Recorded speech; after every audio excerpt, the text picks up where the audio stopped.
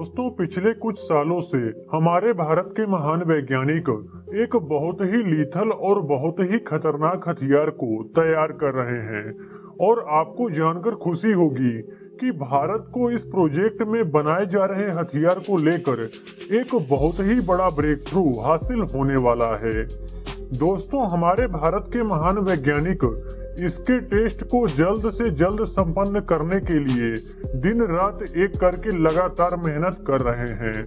और जैसे ही इसका टेस्ट सफल होगा उसके बाद ये बहुत ही बड़ी क्रांति मानी जाएगी एडवांस टेक्नोलॉजी वाले हथियारों के क्षेत्र में। क्योंकि दोस्तों, इस हथियार को बनाने का मकसद है लड़ाकू विमानों को रिप्लेस करना। जी हाँ दोस्तों, आपने सही समझा।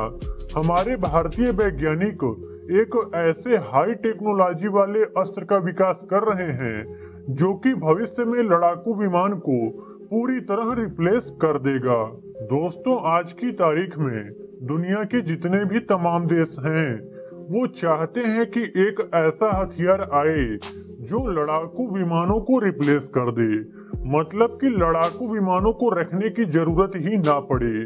अब इसके पीछे की वजह को समझें तो देखिए, लड़ाकू विमान और उसके हथियारों को खरीदने में कम से कम $100 मिलियन यानी कि 750 करोड़ रुपए के आसपास पे करने पड़ते हैं।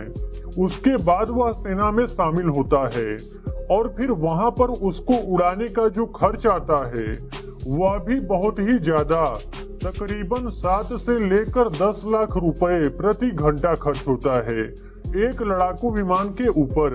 इसके अलावा जो ज्यादा बड़े लड़ाकू विमान होते हैं उनका खर्चा और भी ज्यादा बढ़ जाता है। इतना ही नहीं, लड़ाकू विमान में अगर कुछ कमी आ जाए तो उसके स्पेयर पार्ट्स करोड़ों रुपए में, अनुमानतम 7 से लेकर 25 करोड़ रुपए तक में मिलते हैं। इसके अलावा लड़ाकू विमान में रिस्क भी बहुत होते हैं, क्योंकि यदि ये क्रैश हो जाए तो आपके $100 मिलियन तो पानी में चले जाएंगे। तो अब इससे आप समझ सकते हैं कि लड़ाकू विमान को ऑपरेट करना कितना बड़ा महाभारत होता है। और दोस्तों, इसलिए हमारे भारत के महान वैज्ञानिकों ने इसे रिप्लेस करने की योजना बना ली है। हालांकि अब आप कहेंगे तब हम ड्रोन का इस्तेमाल कर सकते हैं।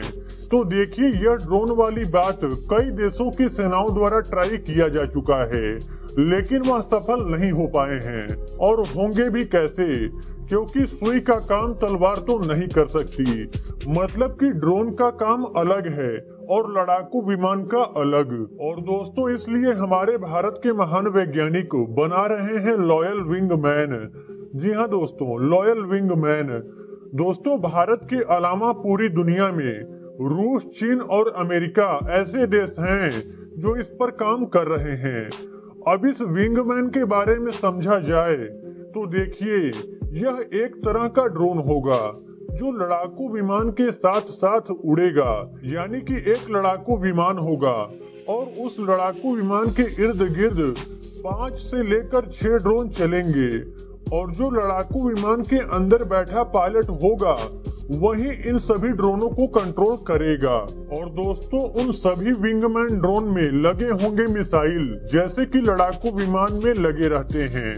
मतलब कि ये लड़ाकू विमान के जैसे ही दुश्मन पर हमला करेगा और साथ ही खुद को भी बचा पाएगा। इसलिए इसे एक बहुत ही बेहतरीन हथियार माना जा रहा है। और बात करें इसके खूबियों के बारे में तो पहला, इसकी कास्ट मात्र 10 से लेकर 15 मिलियन, यानी कि लड़ाकू विमान से लगभग 6 से लेकर 7 गुना तक कम होगी। दूसरा, यह स्टेल्थ होगा, यानी कि रडार की पकड़ में भी नहीं आएगा। तीसरा, इसे उड़ाने के लिए अलग से पायलट की जरूरत नहीं होगी। चौथा, इसकी मेंटेनेंस लड़ाकू विमान से 20 गुना तक कम होगी। इतना ही नहीं, जितना खर्च एक लड़ाकू विमान को उड़ाने में आता है उससे 10 गुना से भी कम खर्च इस ड्रोन को उड़ाने में आएगा। यानी कि हमारा बहुत सारा पैसा बचेगा, जिसे हम अपनी सेना को और मजबूत करने में लगा सकते हैं। और दोस्तों, पांचवा और सबसे अहम बात कि युद्ध काल में भी इसका निर्माण काफी तेजी से किया जा सकता है, क्योंकि आपात स्थिति में मात्र 1 महीने के अंदर बहुत सारे विंगमैन तैयार किए जा सकते हैं।